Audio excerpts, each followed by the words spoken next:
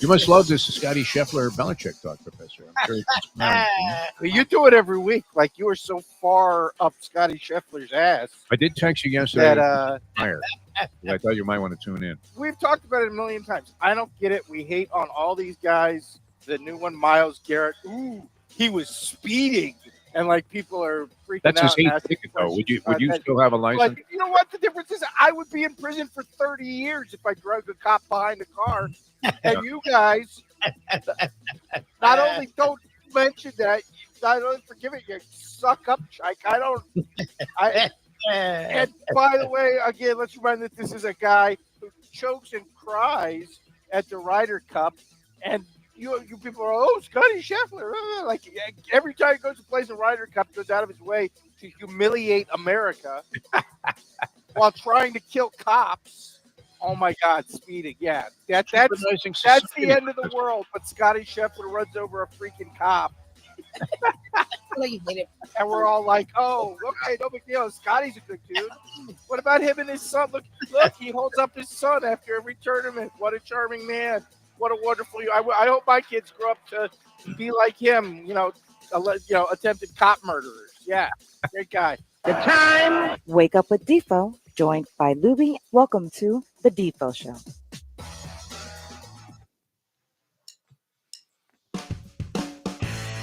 Very pleasant. Good morning, everybody. Welcome to a Tuesday edition of the Defo Show. Jeff DeForest, we've got Mike Lubie. Lubit's ready to fire. We're going to juxtapose a couple of things here due to some scheduling and conflicts and some very, very critical appointments that Mike Lubitz has to keep tomorrow, dealing with the fact that there will be a Luka Lubitz arriving on this planet. Sooner than you think. When is this baby due? November? Yeah, it's getting there. We're out of here, man. 28 weeks. Around the corner. 7 months yesterday. So we're getting there. Oh, my God, Lubie. I keep thinking this is off in the distance, like it's happening. Not anymore. I do, too. That's not the case any longer. It could really change the complexion and the way this show is conducted, especially early in the morning. We'll get through, but yeah, my life will be more difficult. Hope he sleeps through the night. That's all he can do. Yeah. Hope he sleeps through the night. That's it. All right. Well, there are a lot of crises. Is that the right way to say that? A lot of crisis type of moments in the early stages of baby care when you don't know what you're doing. That's what I've heard. Yeah. I mean, and the wife may have some textbook or online study, but none of that applies, man. You have to figure things out on the fly. So anyway, yeah, that's right around the corner. I can't believe it, Lubie. And that's happening. So we're all very excited about that. I was just reminded before we get going here, and Tony Segreto is going to join us. We had to juxtapose a couple of things. So we won't have Tony tomorrow, but we will have him today. Tony Segreto, the great Tony Segreto, will be joining us. No doubt at a fever pitch, getting ready. Is it Sunday, that game, Notre Dame and the University of Miami? You're at the Rock Sunday night. Sunday night at the Rock. I mean, that's big. No, I thought I just heard that the two teams haven't played since 2017. Is that correct? Has it been 8 years? I know. I know they played the year that Rick was there, and they beat the crap out of Notre Dame. It was like 48-3 or something. I don't know if they played since. Yeah, that actually makes a lot of sense. Thought I just heard that as I was getting ready to come upstairs here and do the show. I was listening, and trailing off in the distance was the sound of the sports report, where they were talking about a big game coming up on Sunday. So Notre Dame, that is a big game. Big indicator, right? Right out of the chute. I love this, the way it's unfolding for the early first week number 1 of the college football season, even though we've already had a week. When are they going to drop that week 0 thing? I don't know why they do that, because it's still a week of college football. Like, they actually have multiple games now. It's not even just the one game. Yeah. I think it's weird. When they add in some more games and have the schedule start even earlier, will it be the first negative 1 week? I don't understand that at all. Just call it week 1. It's okay. However you characterize it, some marquee matchups, as they say. Oh, no, this week it's full of it. It's going to be insane. Yeah. Which game is the most appealing to you, Lubie? I'm not excluding Florida State because of your fandom, but just Ken talks about. Well, no, that's not. I mean, I'll be into the game, but you have 3 top 10 matchups. I mean, the LSU Clemson game is the one that a lot of people are pointing to because people really think Clemson's going to be Clemson again, and people love Nussmeier with LSU. Like after Arch, he's a lot of people's Heisman favorite. It's Texas Ohio State for me. I'm curious. Those to me were the 2 best teams at the end of the year last year. And if Sark doesn't pull a Mike McDaniel at the goal line, I think Texas wins the title and not Ohio State. So I'm really curious to see both Day and Sark. And you teased this yesterday, like they're the two guys. Now Day has a championship, so people will forget. But the two guys that have had a lot of success that can't get it done. So and it's 1-3. So I'm glad you reminded me of that Sark play where he threw the pitch out. Yeah, I forgot about it too until I was talking about it with Ken, and Ken has a great memory. And then I was like, oh yeah, I'm mad at Sark. Screw Ohio State. Like none of us like Ohio State for whatever reason. Like I don't have anything against Texas. So. You would have thought maybe. I hate to say this. It sounds kind of rude and crude, but he would have been hitting the bottle again after making a call like that. You had to ask yourself, how drunk was he when he conceived this play? But we're glad he cleaned up his act and is having success. He seems like a decent guy after all of the turmoil he experienced at USC and I guess at other places as well. He worked his way back into favor. Nick Saban kind of gave a few people a leg up on working their way back into the spotlight where they were able to move on. Lane Kiffin was kind of seen in a somewhat negative light. He became the offensive coordinator with Alabama. And next thing you know, Lane Kiffin is back on track and coaching Ole Miss and having a lot of success there, although not necessarily top level. Sarkisian had a shot last year with Texas, as you said. Pulls a bonehead play calling series at the goal line, and that costs him a chance maybe to contend for the national championship. Ryan Day wins the national championship in spite of falling to Michigan in what looked like a Cristobal-esque type of coaching blunder approach anyway to that Michigan game where he's got the best wide receivers in the country by far. And wouldn't you want to make the opposition defend what you do best? Yeah, obviously. Well, look, remember, they had two running backs that should start in the NFL. Yeah. So it wasn't leaning on a strength. It's just that was actually also, like you're saying, a strength of Michigan as well. Michigan's defensive line is always strong. So their secondary wasn't weak, but it wasn't as strong as the defensive line. So maybe open it up with the pass and then run, which is what they did the rest of the entire playoffs. They're just ramming the ball up the middle, and Michigan was stuffing it right up their ass. It was pretty incredible to watch a guy insist on sticking to a formula that wasn't working. That's always the strange thing. It's kind of like, and we'll get into this in a little bit as we get in and touch on a little Major League Baseball, but they're screaming in New York about a few things, and I'm looking at Aaron Boone's response to two players that probably should be lifted from the lineup and benched for a significant period of time, at least until their backups prove that they're incapable of doing the job. And Boone's response is the same vagueness and general, oh, well, we'll see what happens. See, that's half the problem for Boone is we're used to that down here. Yeah. New Yorkers are not used to, like most coaches, at least for when a lot of these people grew up as Yankee fans, most Yankees managers were very honest and upfront. And Boone dances and futzes and screws around. Like it's not only his management style, which is not good, but then whenever he's called to the carpet, he's always like, he tried. They're like, he didn't try. He's afraid to say, I don't know that he needs to disparage these players, but all I have to do is look at the stats, and you can see that this Austin Wells and Volpe are killing the team. And they have capable backups, guys that you would definitely give a shot. And yet, the quote in the paper today is from Aaron Boone. Well, what's he? I don't know. I don't want to say he's going to the bench. Don't want to deal with that. They just tell us, man. Come on, Aaron. You got the one guy's hitting the crap out of the ball. This Ben Rice kid who was supposed to be a phenom and then kind of tailed off a little bit. But he's come back and he's hot. The other guy, 11 for his last 78, Austin Wells, and did the same thing last year, although it's hit him earlier this year. And maybe that's part of the problem of being a catcher. You were talking about that yesterday, which is why Cal Raleigh going for another home run last night, 50 now, and threatening the American League record. Will he eclipse Aaron Judge's American League record of 62? Yeah, yes. It's 12. 12 in a month. It's 12. 12. Okay, 12. I don't know. That is interesting. He's on a nice pace. He hasn't really slowed off, and he has a month left. And he's right about the same pace. I think Judge had 51 when he hit 62 home runs. Didn't Judge, though, kind of stagger home a little bit? He had a little bit of a slump towards the end there before he hit number 62. No, remember, like, it was like the Barry Bonds, Hank Aaron, where like every day, Yeah. like they were waiting. It'll be today, and it was like 2 weeks. Like it took a while for him to like actually finally do it. That happens to players. But getting back to the whole college football thing. So that's as marquee a matchup as you can get. Notre Dame. I love that. Notre Dame was the other one I was going to bring up. It is top 10. What's funny is of the games, it's the one I could see being the close one. Like as much as I down deep, we haven't given picks, so I won't. I mean, we'll have all week to give picks, but people are going to write off Miami. Maybe and we've been hard on Cristobal. I think they're two very evenly matched teams, and it is at home in Miami at night. And the thing Ken brought up, and I forgot, because as much as Tallahassee's going to be humid, FSU's playing Bama. You can't tell me it's not humid in Bama, right? Like they're training in the same stuff. Notre Dame is not training in the same stuff that Miami is training. Oh, I know there's been a heat wave across the country. I know. It's nothing like this. At 8:30 at night. Come here at 8:30 at night. Yeah. I'm telling you right now, Indiana does not feel like we feel at 8:30 at night.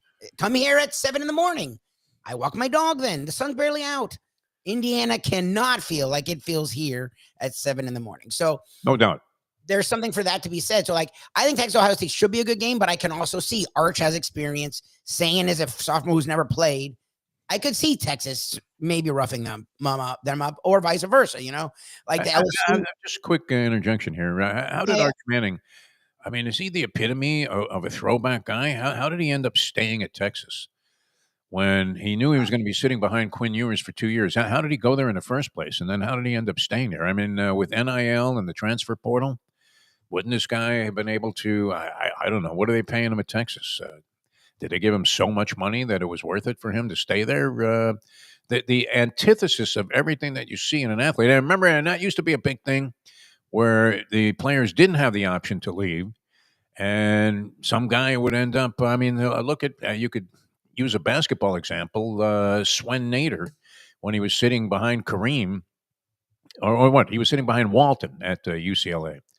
So he wasn't going to play. I mean, you didn't have early exits for the NBA. The guy was. This is a monster. It was going to sit on the bench for 4 years. Yeah, I mean, he definitely sat for 1 year. But the thing is, with Ewers' injury history, he did get to get in some games. They were beating the crap out of teams, so he got to play then. Also, with him, it was never about money because he was Arch. Like, they were recruiting him. Saban was at his door in middle school, and as a sophomore, every school was knocking down the door, like pounding it down. So he could have gotten any dollar amount he wanted. He wanted to play for Sark. Like he believed in Sark and he wanted to be there. And he knew Ewers would leave at some point. He'll get a year. And if you want, like his grandfather's already talking about, which I don't believe, but if he wants another year, he can. Yes, the word throwback is a good fit because this day and age, the kids that get the attention he gets don't act like he acts. Like he's very, very, he's very, when he scores, he hands in the ball. He's team guy, leader guy, never puts him. I've never been against a Manning, but it's not like I'm a Manning guy. But Arch, whatever they did with Arch, he is ready. Like he doesn't get in trouble off the field. He doesn't get in trouble on the field. He seems like an unbelievably good. He's like throwback in every sense of the word, where he knows down to he has to know that all the eyeballs are on him, and he doesn't let it get to him. Like he is a consummate pro, and I appreciate the kid, and I give him a lot of credit. I just read a story about him yesterday. All of the things that you're alluding to were very well illustrated in this story about how you talk about a guy that could be easily affected and impacted by a sense of entitlement. And he seems to be none of that. I mean, he was willing to sit the bench. He became friendly with Ewers. He bided his time. He did get to start a couple of games. I think he's only thrown 95 passes as a collegian, as he comes into this game going to the Horseshoe in Ohio State, which is always loaded no matter what they have to do, whether they're going through a quarterback transition or not. And yet the epitome of everything that you would want to find in an old school, this is Segreto-esque, right? Old school college athlete, where he's kind of a yes, sir, no, sir, thank you, ma'am type of guy, willing to go out there and very humbly put himself in the background when he could easily be beating his chest. Yep. So very easy to root for Arch Manning, even if you're not a fan. I don't know, why would you not be a fan of the Manning family? Because of the overwhelming presence of Peyton and Eli. Yeah. I don't think Look, Archie Manning, the grandfather Archie Manning, who we've met a couple of times and had a I was chance to interviewing interview him a him. bunch. I've probably spoken with him a few times. So Yep. always a classily dignified guy, but underappreciated because of the fact that he played for the Saints all those years, and they were just a god awful team.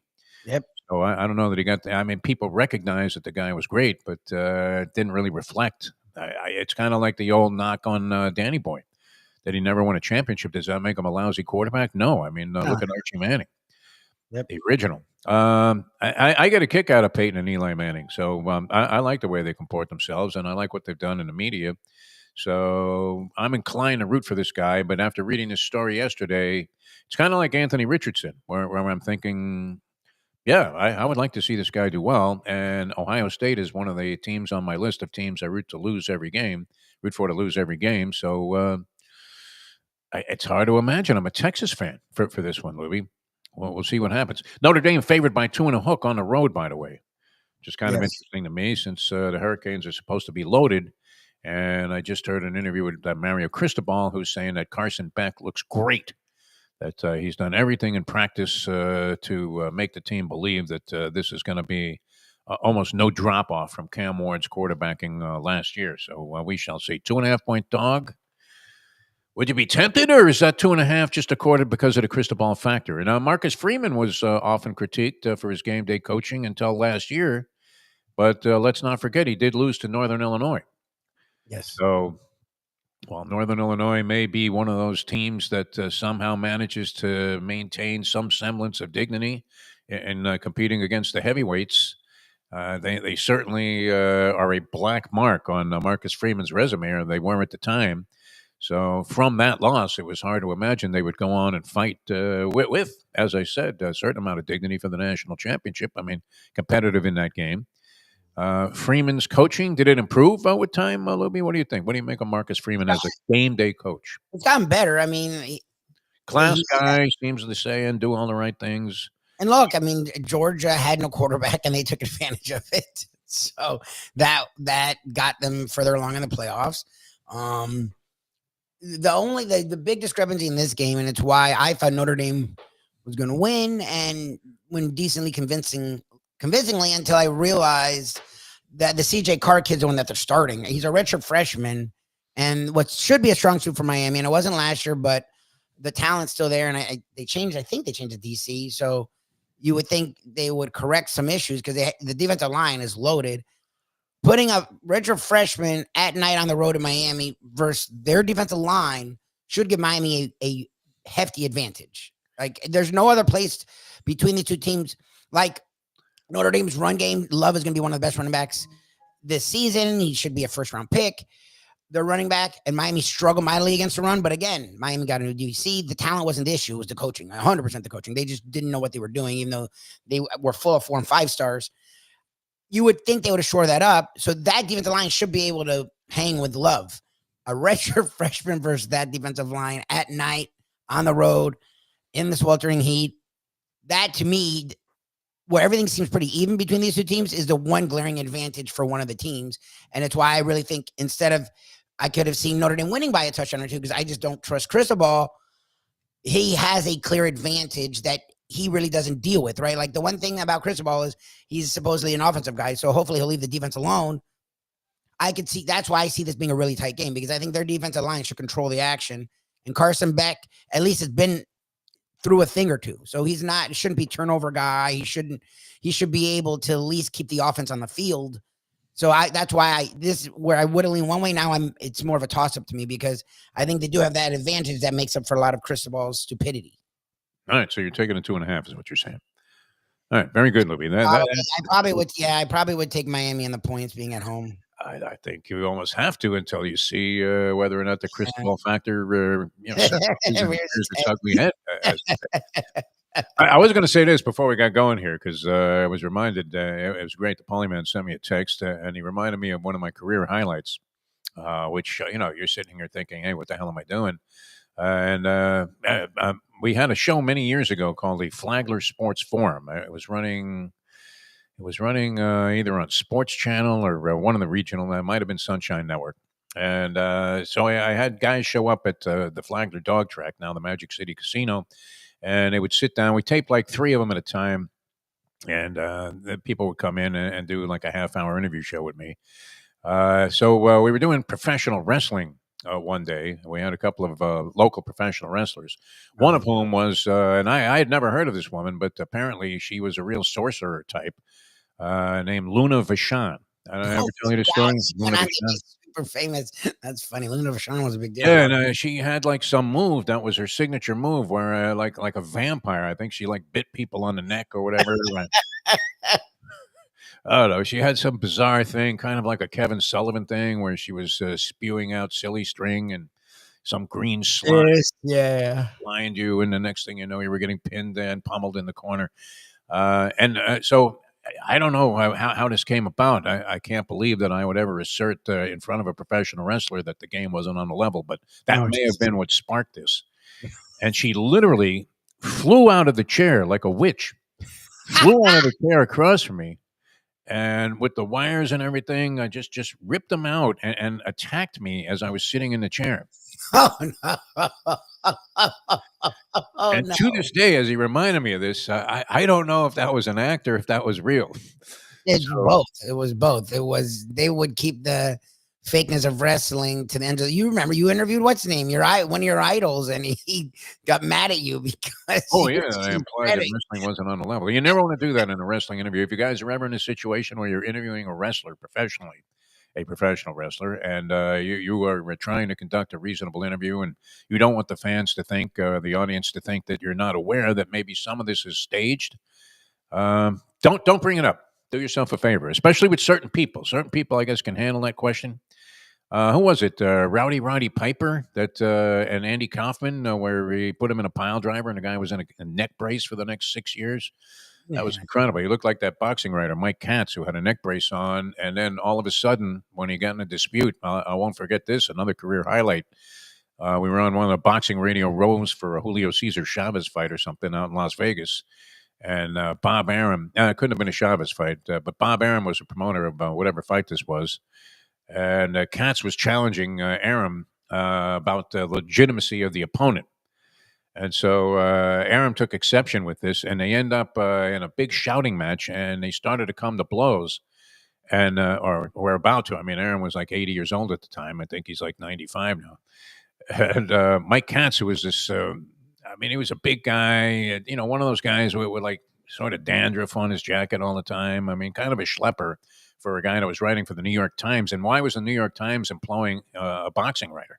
They barely had a sports section at that point. And yet they had a guy specifically covering boxing who was Mike Katz, well respected by the people in the media, although a lot of people thought, what was the deal with the neck brace?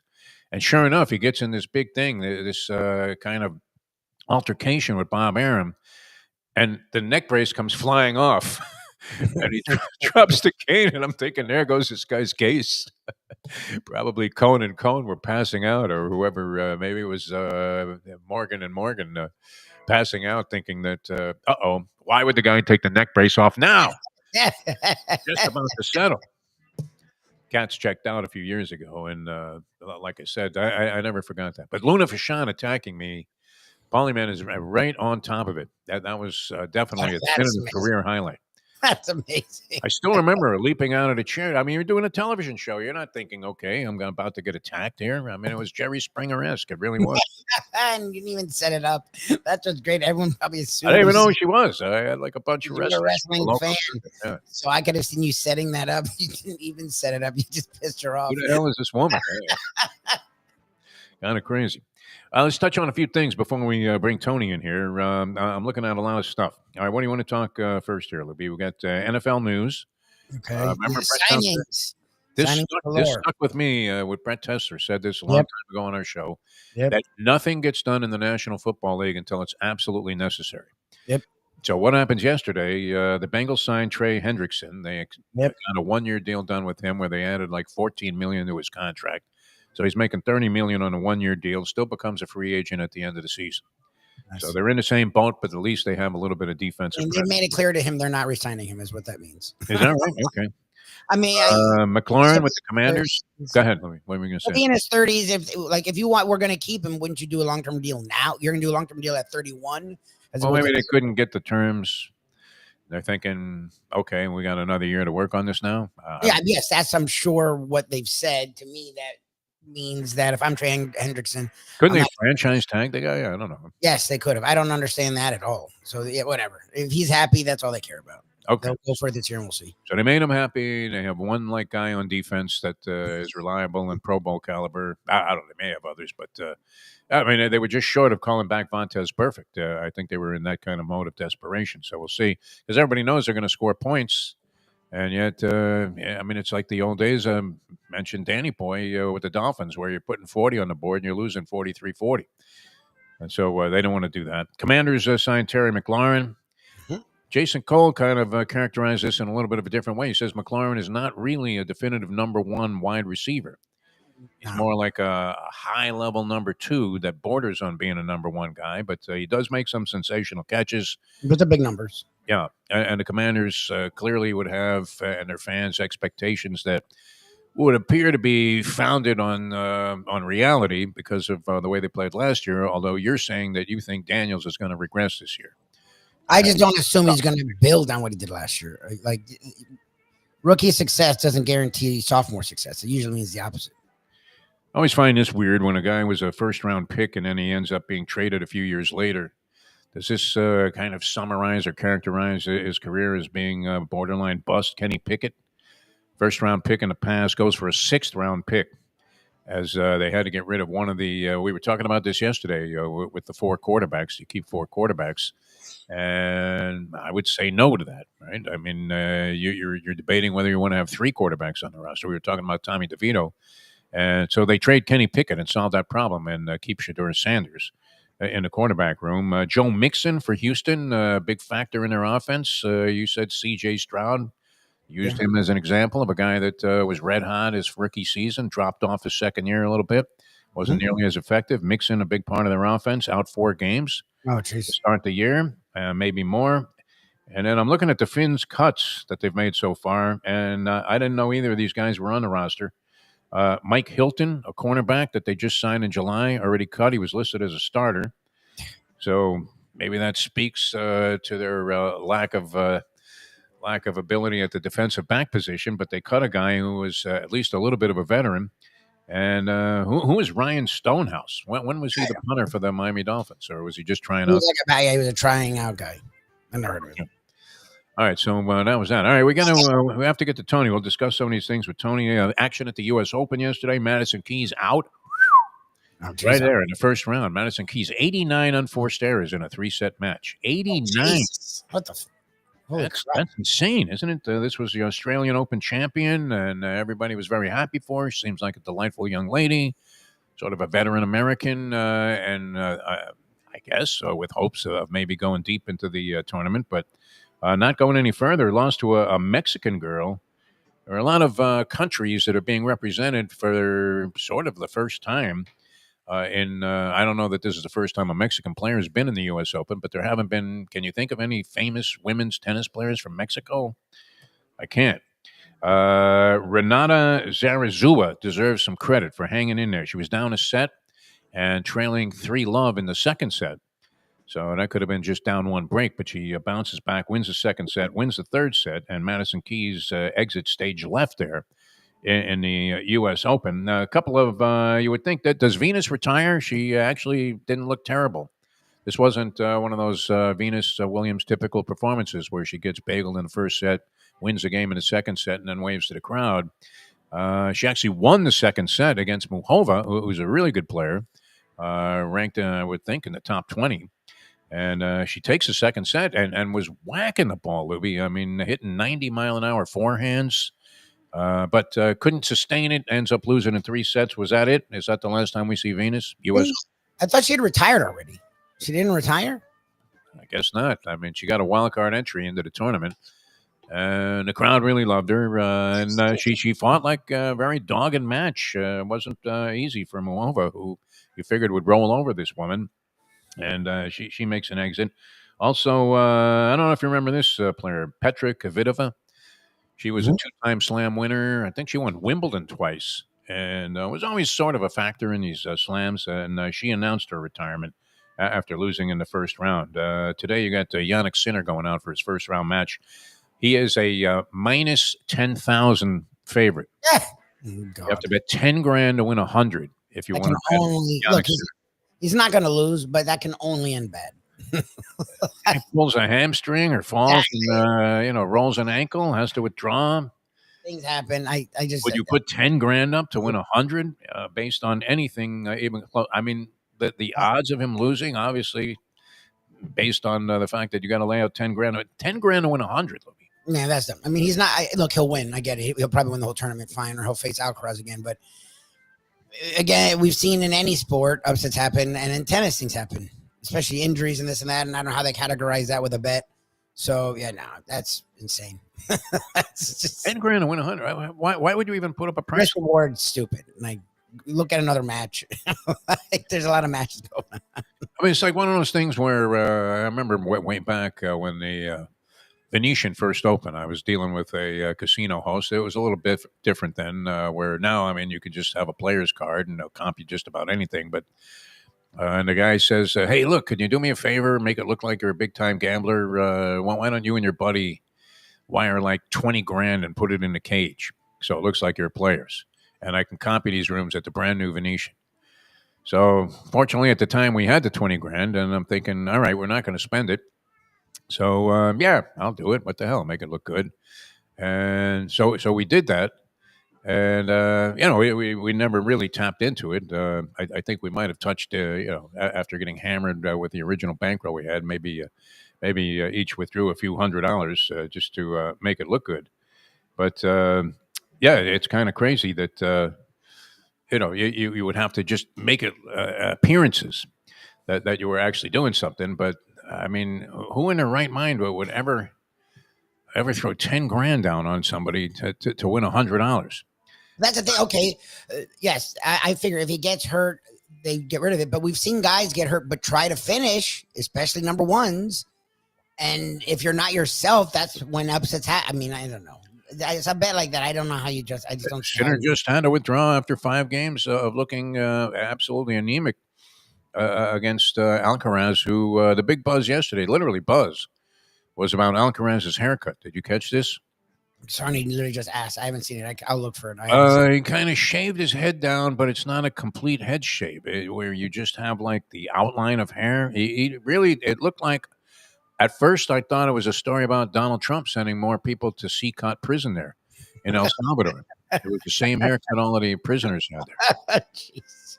You know what I look? I don't know. I know exactly what you're talking. Look, Alcaraz is a delightful personality that he could do anything and would still be a big fan. And he took on the Jay Berger coached Riley Opelka yesterday. Man, that guy is a monster. Imagine facing a 7-footer. I mean, we've seen this before. Been a couple of guys like that were gargantuan and had humongous serves. And that's Opelka. And he's not a total disaster in the ground game, but Alcaraz was able. That's a tough guy to face in the first round when you got a guy that's whacking it up there at 140 miles an hour, and not afraid to go ahead and take a shot like that with a second serve. But I think it was straight sets. I didn't see the whole match. Alcaraz, I think, was up 2-0 when I tuned out and started watching something else. All right, Tony Segreto standing by. We're going to come back. You want to bring him on here real quick, or we just walked away? Oh, okay. He's an empty nester, Tony Segreto. He's going to join us here in just a few moments for Old School on a Tuesday. In a moment. Now that. The time. 8:37. Hey, folks, Tony Segreto here. Let me ask you a question. What do you look for when you go out to eat? Good food, obviously. Friendly atmosphere, not too loud, but good energy, reasonable prices, and a place where you feel comfortable. All those ingredients, no pun meant there, are hard to find unless you're talking about the Texas Roadhouse. You see, they encompass all of those attributes. Really, really good food, amazing atmosphere, good for a family, good for a date, or just a night out for yourself, and prices that will make you extremely happy. Their ribs, unmatched. Steaks, hand-cut every day. Everything, and I mean everything, is made on site, including their incredible bread. It's the one day, folks, that you can forget about low-carb diets.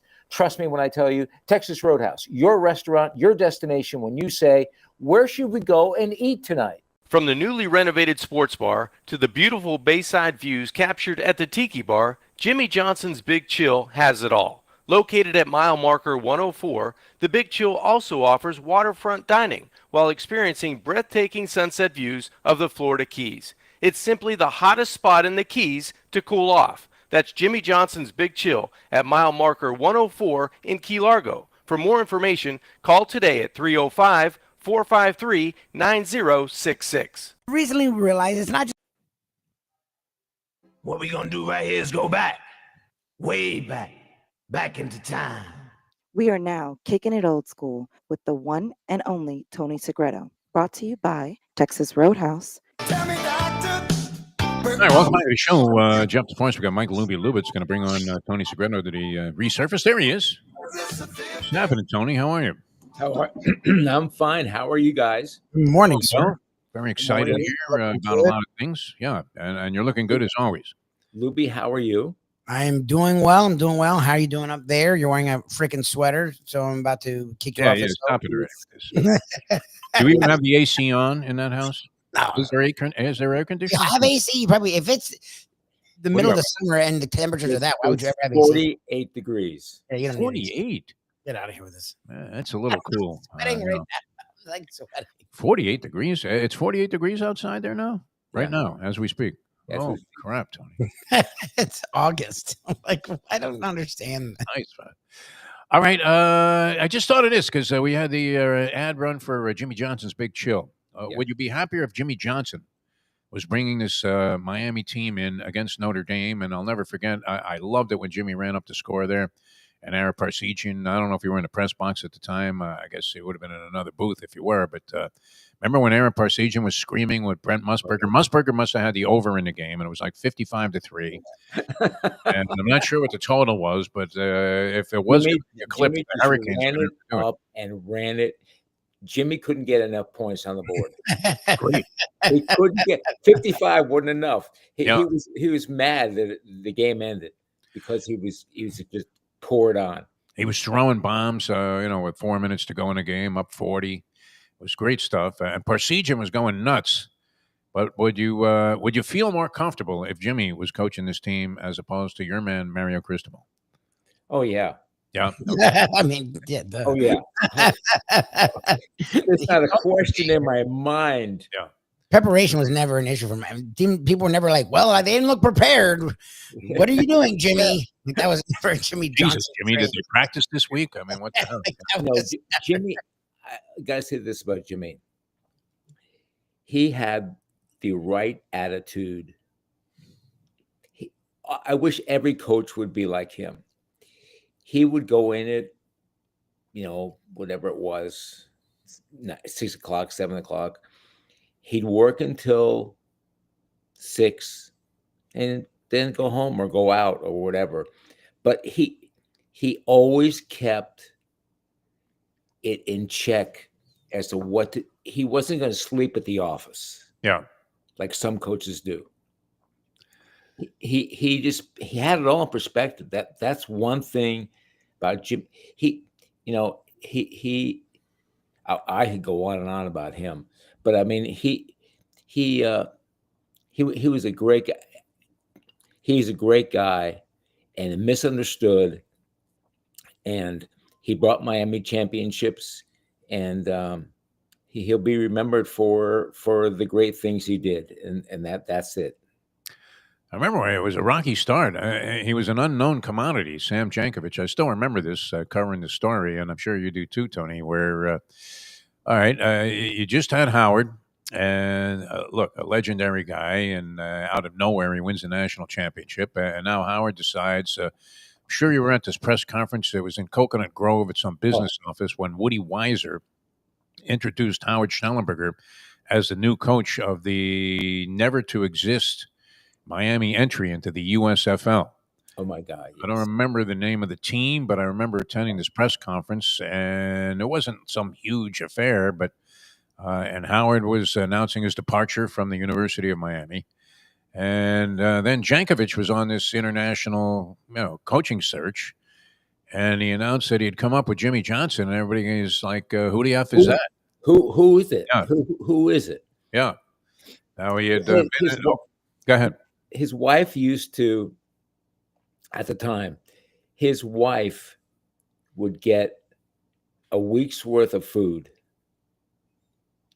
and freeze it and then pull it out. So she would go to a Cuban restaurant one night, an Italian restaurant another night, an American cuisine restaurant the next night, and get them all boxed up, frozen, and then take them out and thaw them and then eat. That's their dinner that night. What was this now? Jankovic? No, Jimmy. Jimmy.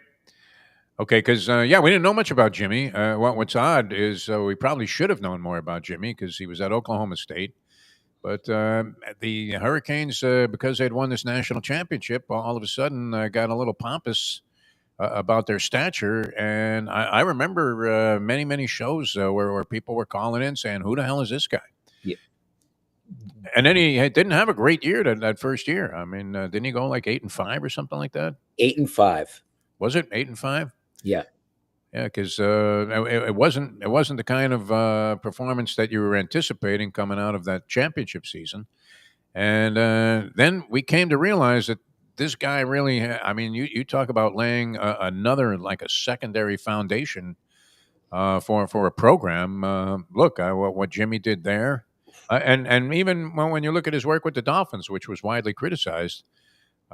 He was able to and enabled the team to go ahead and win like 11 games 2 years in a row with Dave Wannstedt as their head coach, who was widely panned. But we didn't know much about him. I just remember, I don't know, what were your early experiences like with Jimmy Johnson? Because he had the enthusiasm. He could convince you that whatever it was that you were doing, if you did it his way, it was going to be successful for you. And wild enthusiasm.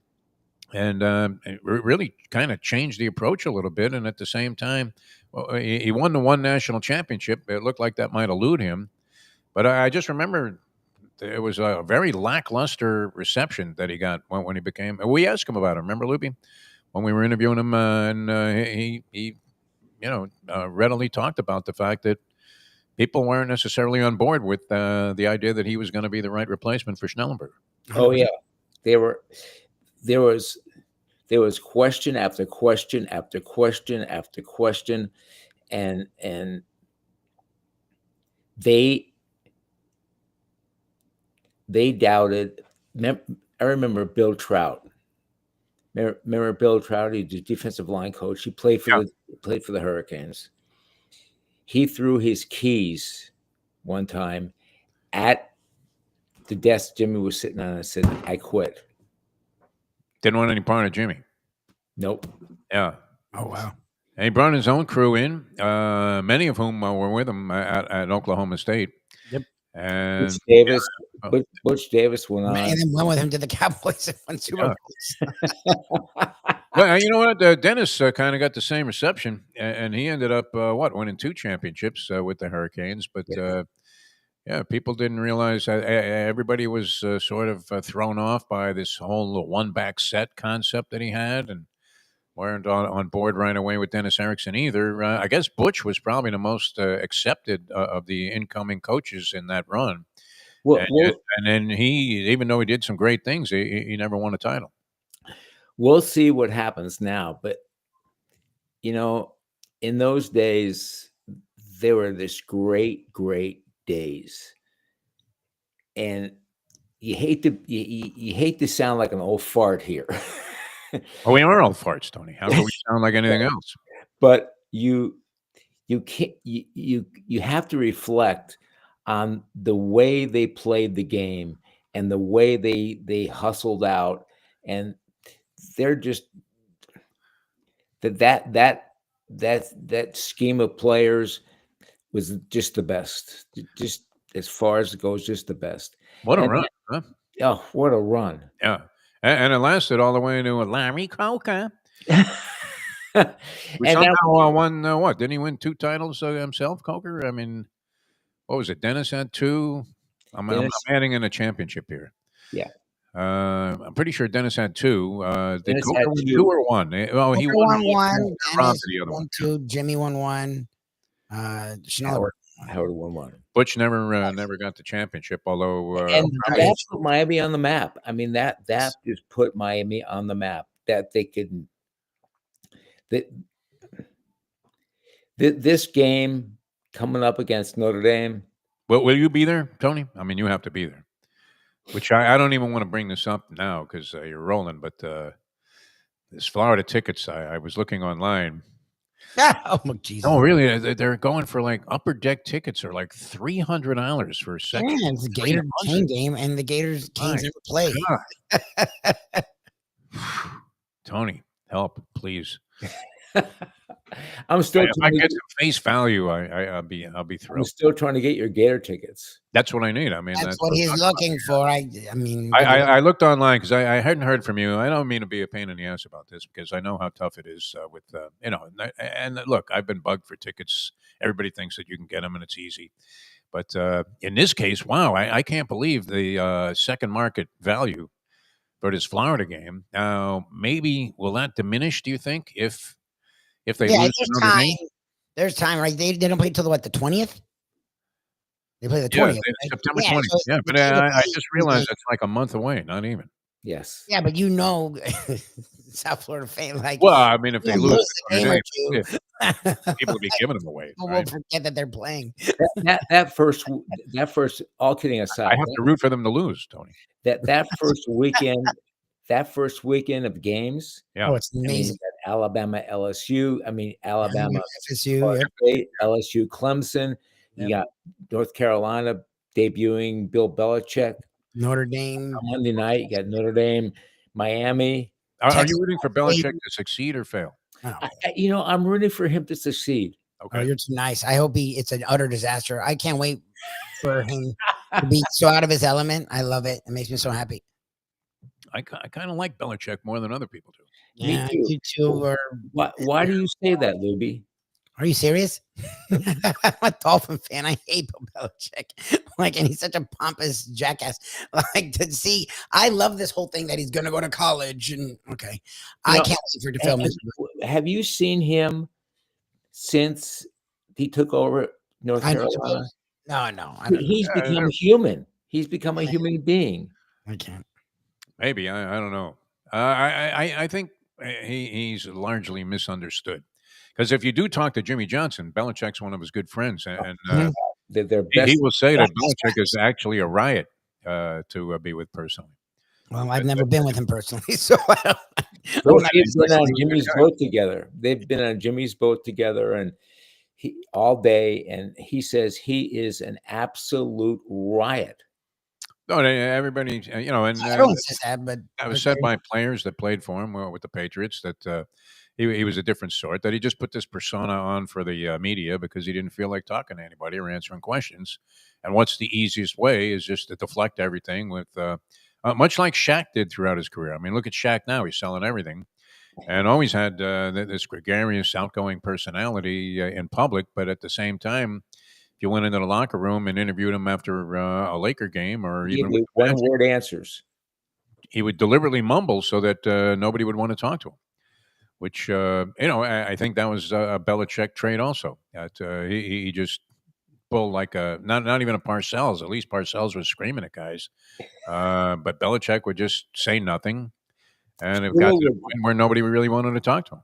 Shula would say nothing. Shula had a good way about him about saying nothing. Though. All these coaches say nothing for the most part. I mean, they do. Shula did have a good way about him.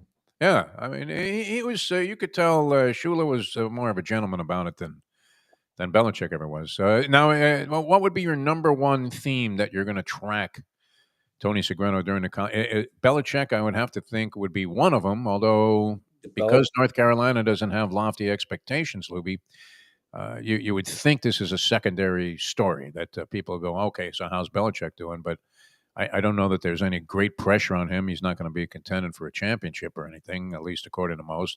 What would you say, Tony, would be your most significant storylines of the college football season upcoming? Oh, wow. I have to see if Arch Manning lives up to his Arch. Okay. Arch number one, yeah.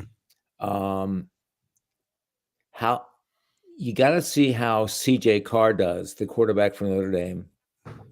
because there was a battle between him and Kenny Minchie, and so that's one. Carson Beck. Yeah, that's big. Is he back from his injury? Yeah. Yep. And Mario Cristobal can say all he wants, but until we see him operate, we can't tell. So that's one, and I think Ohio State. I got to see what they can do too, and Clemson. I was gonna say Clemson LSU. That game specifically is. Oh my God, that's programs that I don't want to say have fallen on hard times because both have been flirting with the playoffs the last few years. But Clemson, it was before Georgia, was Clemson and Alabama, and Ohio State like right there. But Clemson was even high. It was Clemson and Alabama. They were the two prominent programs for like what, a 5-6 year stretch. Yes. Clemson's fallen to this place where they're good because they're in the ACC, but they're not in that same championship contender conversation. And this is supposed to be the year that they're back to that level. And then LSU, they bring in Brian Kelly. He leaves Notre Dame, which is one of the top, 3 or 4 jobs, right? A job you go there and that's where you die, where you go to the pros maybe. He leaves there to go to LSU, which you would never think that. I mean, LSU, when it comes to money, is as good as anyone, but you never think of them like Alabama when it comes to the SEC. Even Georgia sort of usurped their spot. Like, this is now what, year 3 or 4? Like, they've lost, I guess, 4 games every year. Like, they've lost the opener every year. So this is a huge the Brian Kelly stuff is sort of going under the rug because people are worried about DeBoer's already on the hot seat in year 2 and Napier in Florida. And can Texas finally do it? Sark, can't get out of his own way. And Kelly's sort of getting forgotten, but Kelly is on a hot seat at LSU. Like, that's not a joke. They've spent a lot of money for him, and he's on a hot seat. And they haven't lost less than 4 games. Like, that's not good. So that game is actually really big for both of those coaches. And it's a top 10 matchup. So that's one that's not, I agree, it's not top 3 or 4 to me, but that's right there in the top 5 storylines. And I'm really curious to see how both of those programs handle this season. Is Norvell on the hot seat? Norvell's 100%. Oh, no, yeah. Now, FSU fans, because the buyout's so big, don't assume he'll be fired after this year.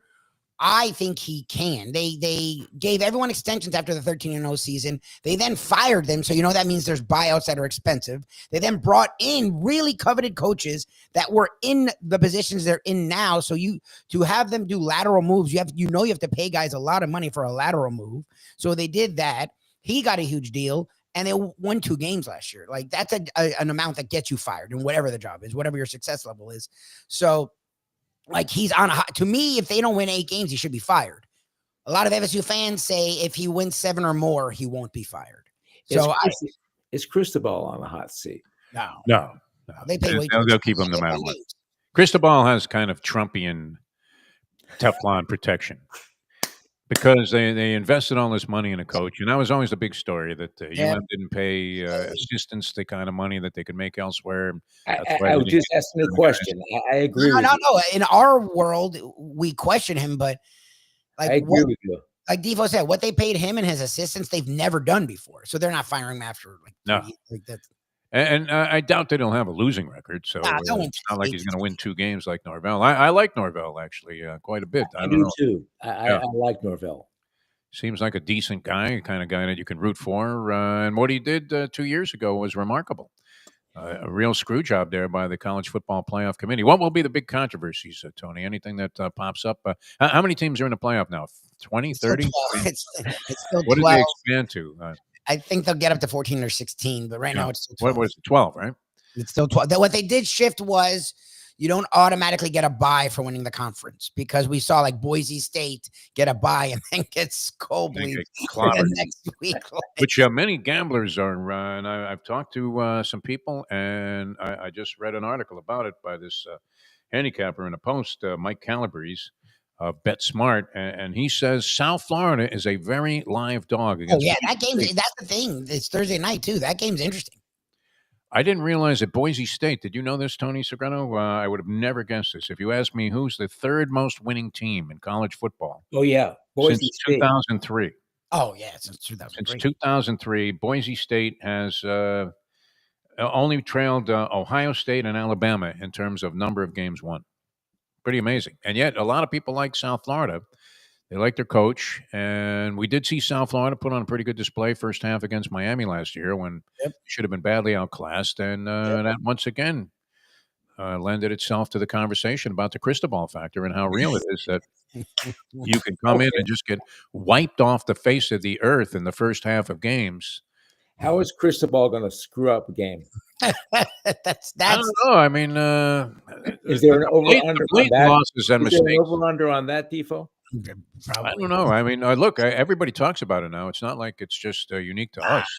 I wish it wasn't the case. I mean, you hate to think that your coach is an impediment to the success of the team. You really do. He's not a game day coach. Look, the professor, and you guys know that Ken, Tony was around the program as much as anyone, likens him to Butch Davis, and I can't say he's not that, because Butch literally had that exact, and people went on to say, well, that was his championship. You can say whatever you want about Coker, but Coker knew to stay out of the way. Yeah. Coker didn't get in the way. Butch may have gotten in the way. I remember Butch's first game against UCLA, and you could see the chaos on the sidelines. And as much as I respect Butch Davis, and we've had many great conversations with Butch, he's an extremely interesting guy to talk to. Lovely man. We never really got past that opening game against UCLA when you're looking out there going, what the hell is going on out there? It really was Lombardi time, where you're asking yourself, how could this Canes team look this unorganized? And yet, I mean, brilliant as a recruiter. Look, the people he brought into that program, he probably exceeded any of his predecessors in terms, and that's saying a lot in terms of the talent that he brought into the program. So he was great at that. So anyway, all right. So what's your prediction then, Tony? Notre Dame, Miami. Notre Dame laying 2.5. You're going which direction? Miami by 3. By 3. Okay. You take the points. Yeah, I'm doing the same thing. I actually think Notre Dame may win, but at home at night, retro freshman quarterback. It's just that's a tough situation for Notre Dame. I would take Miami in the points. That's a tough situation to be in. And no matter who they chose for quarterback, I mean, Notre Dame, Kenny Minchie or C.J. Carr, they're going to be in the same boat. Yeah, they're both young guys. Yeah. So Marcus Freeman's got to keep him focused, but even that. Where will you be sitting, Tony? Where are your tickets for this game? Press box? Well, truth be told, I'll be in Vermont because I have to go to a wedding. Oh, wow. Other people reschedule it. What, kidding me? You could get married any day in a week. Why does it have to be Sunday? Really, next week you're going to a wedding in Vermont instead of going to the Notre Dame Miami game at Hard Rock Stadium to open the season when you have close ties to both teams. Son could have gone. It could have been a father-son bonding. You're on the board of directors at Miami. Your kid went to Notre Dame. My daughter went to Florida State. So pick. All right, final thing. What are the odds we come through for Len Robbins here? I don't want to be any of that business here. You said you might have made some. You're working on it, but have you made a call yet? Has there been a single call placed on? I have. This is not for me. I mean, you may not want to do it for me. Len Robbins is an icon in sports journalism. I have made a call. Oh, you have? Okay, you're back. Thank you, Tony. I can't thank you enough. I was shocked to see what those tickets were going for, though. What do they normally go for in the upper deck for a Canes game? Or would it be $50? I don't know. I don't even know. I don't know. Most games that you can't give these tickets away. That's the funny thing. Of all the games, and the only reason this is even a problem is because of all the times this guy was coming here, it's Miami, Florida. And that's probably the only, I mean, the Notre Dame game is probably a difficult ticket, I would imagine. They're right up there in the same category. But any other ticket would be a breeze. Oh, yeah. Yeah. Any ticket would be a breeze. Any other ticket, they're lucky to draw 35,000. The upper deck is empty, and we probably could have pulled this guy some pretty good seats. Even if I had to go down to the stadium with him on game day and buy him off a scalper, would have been fine. But this is. I'll do my best, Defo. I'm trying. Just let me know. Just let me know if you're going to get shut out because I'm starting to feel a little time pressure there. I really am. Okay. And I the last thing you want to do is disappoint a good friend, right? Yeah. Not you with me, but me with Len Robbins. I barely even know the guy personally, except for what we've done on the show. But yeah, I mean, how could we not come through for this guy? That would be the question. Yeah. But like I said, I section 300, I 250 a piece for tickets. I mean, imagine that. Would you even spend that to go to a Florida game? 250 a pop to sit in the upper deck. And people would, I wouldn't. Upper deck is, I mean, you don't have a great view of the ball game there. I mean, unless you're in one of the real lower seats in the 300 section at Hard Rock Stadium. They look like little ants running around. Minuscule, yeah. I mean, you may as well be somewhere else watching a game while you're chugging down a couple of beers at Texas Roadhouse. I'd almost rather be at that point. All right, Tony, excellent stuff. Enjoy that 48-degree temperature. Are you going to get out? Are you going for like a mountain walk or anything? Any kind of hiking? I'm going for a walk right after this game. Right after this show, I'm going for a walk. Nice. Get that how delightful must that be? Now, do you go by yourself? I go by myself. Yeah. I put a whistle and pepper spray around my neck. Okay. What? Fight off wild animals? Bears. Bears. Yeah. Well, they're going to get. You have to worry about bears. Sure, he lives in the freaking woods. It's not a cartoon. No. Well, that actually works. Let me explain where I live. Okay. There are 1, 2, 3 houses on the street. Okay. On the road. The rest is woods. Woods. That's a lot. Tony Segreto, woodsman. Tony Segreto with us here. I don't know that I would feel that comfortable pepper spraying a bear. Have you done it? Have you ever done it in the past? No. Okay. Have you encountered a bear that kind of showed up? I saw a bear about a month ago. Where?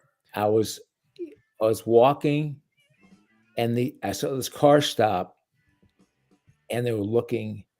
And this bear had climbed, a cub had climbed an apple tree. Oh, nice. And was picking apples off the tree. Okay. But then you had to wonder where the mama was. Yeah. Bingo. So I skedaddled home. Moose don't bother you. Deer. I mean, what's going on? Any other animals that you would have any kind of sense of fear? All right, so you really have to be careful. I only got to worry about the idiots on bicycles that are riding on the sidewalk, and then altacockers. I mean, with the walkers with the tennis balls. That's the only impediment to my. I give you credit, Defo, because I can't walk at home, not with this heat. Oh, I love it. I embrace it. Defo goes at the hottest part of the day. Like I walk my dog on a long walk before 10, because after 10, from 10 to 5, it's just stupid. It's brutal. I want to schwitz and schwitz and schwitz. It goes right when it's insane. I want that stuff dripping off. You know, when it's dripping off your hat, one big drop after another, and you're thinking, okay, I hope I have a frozen glass in the freezer. That's the one thing I always have to make sure, because those 2 Budweisers go down like they were literally like the coldest mountain walk. You know what? I keep 5 glasses in the freezer at all times. Oh, good for you. Oh, yeah, nice. Yeah, I usually have a couple in there. Now, is that for beer or for water? For beer. I didn't realize you were chugging down a couple of beers every day, Tony. I didn't picture you as that type of guy. I really didn't. Although we saw you drinking at Texas Roadhouse that time, and you were really surprised. Oh, no, he could put it away. And he holds it like a champion. Yeah, you were fine, man. And he's just hanging. Picking very daintily on a piece of salmon. Really ate too. He we're shoveling baked potatoes in our face, and then he's chugging them down. It's like pounding. Very impressive. You know what the reality is, though. You got to pick the right beer. Okay. Well, what are you drinking? I'm drinking. They probably do a lot of beer. Oh, you must have all kinds of breweries and stuff. Like they love stuff up there. What are those things called? The IPAs. Microbreweries, IPAs, the whole thing. Yeah. Me, it's straight Budweiser out of a can.